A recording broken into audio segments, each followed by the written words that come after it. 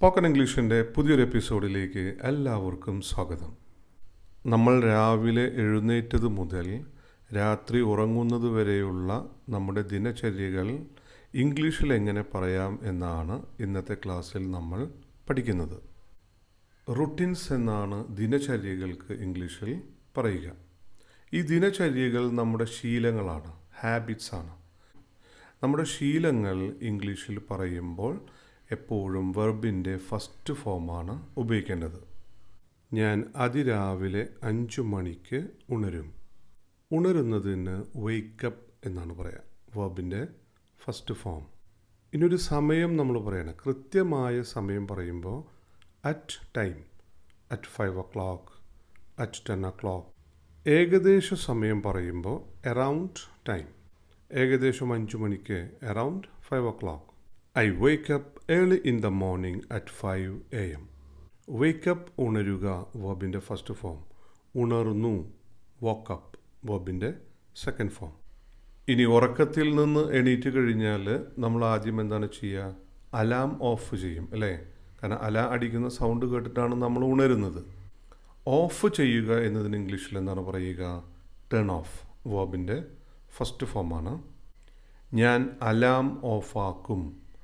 I turn off alarm. Turn off ചെയ്യുക വെർബിൻ്റെ first ഫോമാണ്. ടേൺഡ് ഓഫാക്കി വെർബിൻ്റെ സെക്കൻഡ് ഫോമാണ്. ഓൺ ചെയ്യുക എന്നതിന് എന്താണ് പറയുക? ടേൺ ഓൺ വെർബിൻ്റെ ഫസ്റ്റ് ഫോം. ഓണാക്കി എന്ന് പറയുമ്പോൾ ടേൺ ഓൺ, ഓണാക്കി വെർബിൻ്റെ സെക്കൻഡ് ഫോം. ഇനി ഉറക്കത്തിൽ നിന്ന് ഉണർന്നു കഴിഞ്ഞാലും നമ്മൾ എഴുന്നേൽക്കാറില്ല, ബെഡിൽ തന്നെ കുറച്ച് നേരം കിടക്കും. ഞാൻ സാധാരണയായി 5 മുതൽ 10 മിനിറ്റ് വരെ കിടക്കയിൽ തന്നെ കിടക്കും. അതവിടെ തന്നെ തുടരും. എങ്ങനെ ഇംഗ്ലീഷിൽ പറയാം? സാധാരണയായി, അതിനെന്താണ് പറയുക? യൂഷ്വലി. ഞാൻ സാധാരണയായി 5 മുതൽ 10 മിനിറ്റ് വരെ കിടക്കയിൽ തന്നെ തുടരും. I usually stay in bed for another 5 to 10 minutes. അതിനുശേഷം എന്ത് ചെയ്യുന്നുള്ളൂ? ബെഡിൽ നിന്ന് എഴുന്നേൽക്കുന്നുള്ളൂ. എഴുന്നേൽക്കുന്നതിന് ഗെറ്റപ്പ് എന്നാണ് പറയുക, വെർബിൻ്റെ ഫസ്റ്റ് ഫോമാണ്. ഞാൻ രാവിലെ ഏകദേശം 6 മണിക്ക് എഴുന്നേൽക്കും. I getup around 6 a.m. Getup എഴുന്നേൽക്കുക വെർബിൻ്റെ ഫസ്റ്റ് ഫോം. എഴുന്നേറ്റു വെർബിൻ്റെ സെക്കൻഡ് ഫോം എന്താണ്? Got up. ഇനി ബെഡിൽ നിന്ന് എഴുന്നേറ്റ് കഴിഞ്ഞാൽ നമ്മൾ ആദ്യം വാഷ്റൂമിലേക്ക് പോകും. I go to washroom. പിന്നെ എന്ത് ചെയ്യും? ഞാൻ പല്ല് തേക്കുകയും മുഖം കഴുകുകയും ചെയ്യും. I brush teeth and wash face. ഇനി ബ്രഷ് ചെയ്തു മുഖമൊക്കെ കഴുകി കഴിഞ്ഞാൽ പിന്നെ നമ്മൾ എന്ത് ചെയ്യും? കുളിക്കും, അല്ലേ? ഞാൻ കുളിക്കും. കുളിക്കുന്നതിന് ടേക്ക് എ ഷവർ എന്ന് പറയാം, അല്ലെങ്കിൽ ടേക്ക് എ ബാത്ത് എന്ന് പറയാം, വെർബിൻ്റെ ഫസ്റ്റ് ഫോം. ഞാൻ കുളിക്കും. ഐ ടേക്ക് എ ഷവർ, അല്ലെങ്കിൽ I take a bath. Take a shower അല്ലെങ്കിൽ ടേക്ക് എ ബാത്ത്, കുളിക്കുക, വെർബിൻ്റെ ഫസ്റ്റ് ഫോം. കുളിച്ചു എന്ന് പറയുമ്പോൾ ടുക്ക് എ ഷവർ അല്ലെങ്കിൽ ടുക്ക് എ ബാത്ത്, വെർബിൻ്റെ സെക്കൻഡ് ഫോം. കുളിച്ചു. ഉറക്കത്തിൽ നിന്ന് ഉണർന്നു, അലാം ഓഫ് ചെയ്തു, ബെഡിൽ തന്നെ കുറച്ച് നേരം കിടന്നു, പിന്നെ ബെഡിൽ നിന്ന് എഴുന്നേറ്റു, വാഷ്റൂമിൽ പോയി ബ്രഷ് ചെയ്തു, മുഖമൊക്കെ കഴുകി, കുളിച്ചു. പിന്നെ എന്ത് ചെയ്യും? പുറത്തു വന്ന് നമ്മൾ വസ്ത്രം ധരിക്കും, അല്ലേ? ഞാൻ വസ്ത്രം ധരിക്കും. വസ്ത്രം ധരിക്കുന്നതിന് ഗെറ്റ് ഡ്രസ്ഡ് അല്ലെങ്കിൽ പുട്ട് ഓൺ ഡ്രസ് അല്ലെങ്കിൽ ഡ്രസ്സപ്പ്, ഇതിനൊക്കെ വസ്ത്രം ധരിക്കുക എന്നാണ് അർത്ഥം. വെർബിൻ്റെ ഫസ്റ്റ് ഫോമാണ്. ഞാൻ വസ്ത്രം ധരിക്കും. I get dressed. ഇനി വസ്ത്രം ധരിക്കുന്നതിൻ്റെ വെർബിൻ്റെ ഫസ്റ്റ് ഫോം നമ്മൾ പഠിച്ചു.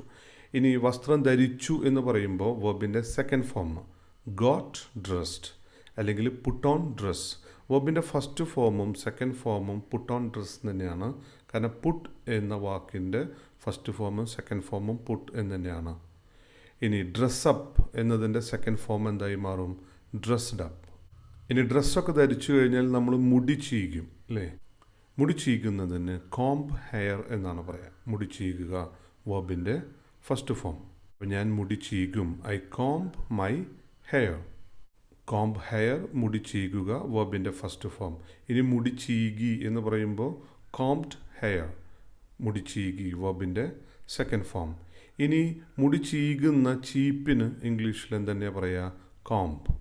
ഡ്രസ്സൊക്കെ മാറി മുടിയൊക്കെ ചീകി സുന്ദരക്കുട്ടപ്പനായി അല്ലെങ്കിൽ സുന്ദരിയായി നമ്മൾ വന്ന് എന്ത് ചെയ്യും? ബ്രേക്ക്ഫാസ്റ്റ് കഴിക്കും. ഞാൻ 8 മണിക്ക് ബ്രേക്ക്ഫാസ്റ്റ് കഴിക്കും. ഭക്ഷണം കഴിക്കുന്നതിന് ഈറ്റ് എന്നാണ് പറയുക. കോമൺ ആയിട്ട് ഇംഗ്ലീഷിൽ ഹാവ് എന്നാണ് ഉപയോഗിക്കുക. വെർബിൻ്റെ ഫസ്റ്റ് ഫോമാണ്. ഞാൻ 8 മണിക്ക് ബ്രേക്ക്ഫാസ്റ്റ് കഴിക്കും. I have breakfast at 8 o'clock. ഭക്ഷണം കഴിക്കുന്നതിന് ഈറ്റ് അല്ലെങ്കിൽ ഹാവ് വെർബിൻ്റെ first form. Second form ate അല്ലെങ്കിൽ ഹാഡ്, ഭക്ഷണം കഴിച്ചു. നീ ബ്രേക്ക്ഫാസ്റ്റ് കഴിച്ചോ എന്നൊരാളോട് ചോദിക്കണം. എങ്ങനെയാണ് ചോദിക്കുക? Had your breakfast.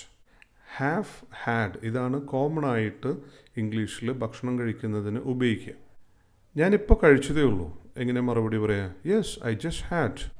ഞാൻ പോകാൻ ഒരുങ്ങും. പോകാൻ ഒരുങ്ങുക. ഗെറ്റ് റെഡി, തയ്യാറാവുക. എങ്ങോട്ടെങ്കിലും പോകാൻ തയ്യാറാവുക. ഗെറ്റ് റെഡി വെർബിൻ്റെ ഫസ്റ്റ് ഫോമാണ്. ഞാൻ പോകാൻ ഒരുങ്ങും. I get ready to go office.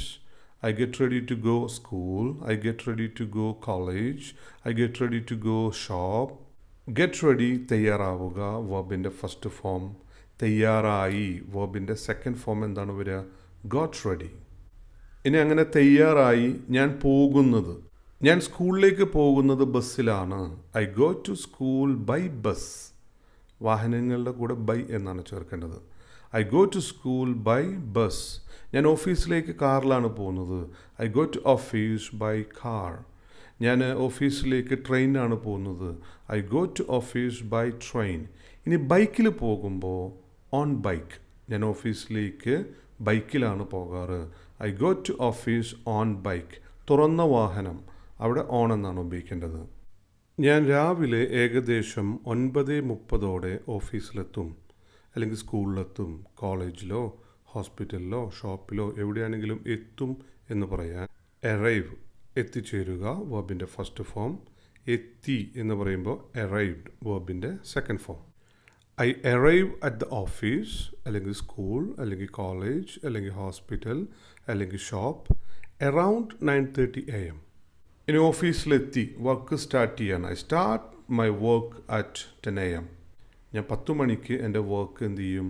Start ചെയ്യും. ഓഫീസിലെത്തി വർക്ക് സ്റ്റാർട്ട് ചെയ്തു. ഓഫീസിൽ ഒരുപാട് ജോലികളുണ്ടാവും. അതൊക്കെ കഴിഞ്ഞ് പിന്നെ നമ്മൾ എന്ത് ചെയ്യും? ഉച്ചയ്ക്ക് ഭക്ഷണം കഴിക്കും. സ്കൂളിലാണെങ്കിലും കോളേജിലാണെങ്കിലും ക്ലാസ്സൊക്കെ കഴിഞ്ഞ് നമ്മൾ ഉച്ചയ്ക്ക് ഭക്ഷണം കഴിക്കും. അപ്പോൾ ഞാൻ പറയുന്നത് ഉച്ചയ്ക്ക് 1 മണിക്ക് ഞാൻ എൻ്റെ സഹപ്രവർത്തകരോടൊപ്പം ഉച്ചഭക്ഷണം കഴിക്കും. ഈ സഹപ്രവർത്തകർക്ക് ഇംഗ്ലീഷിൽ എന്താണ് പറയുക? കൊളീഗ്സ്.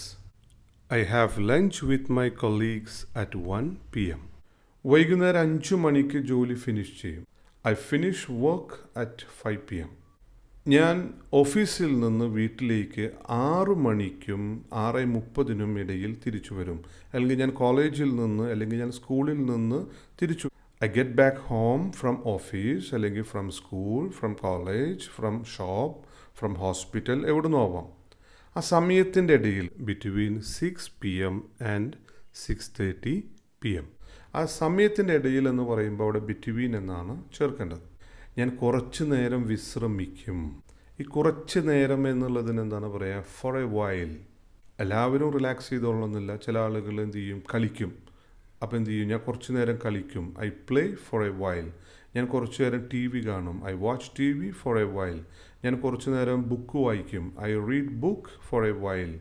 ഞാൻ കുറച്ച് നേരം ചെസ്സ് കളിക്കും. I play chess for a while. കുറച്ച് നേരം എന്നുള്ളതിന് ഇംഗ്ലീഷിൽ എന്താണ് പറയുക? For a while.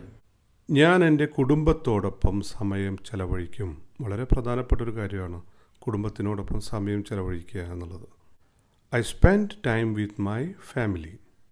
നിങ്ങൾ കുറച്ച് നേരം കളിച്ചു, കുറച്ച് നേരം വായിച്ചു, കുറച്ച് നേരം TV കണ്ടു, എന്ത് ആക്ടിവിറ്റി ആണെങ്കിലും കുഴപ്പമില്ല. അതൊക്കെ കഴിഞ്ഞ് നമ്മൾ രാത്രി അത്താഴം കഴിക്കും. കുടുംബത്തിനോടൊപ്പം അത്താഴം കഴിക്കും. രാത്രിയിൽ ഞാൻ എൻ്റെ കുടുംബത്തിനോടൊപ്പം ഡിന്നർ കഴിക്കും.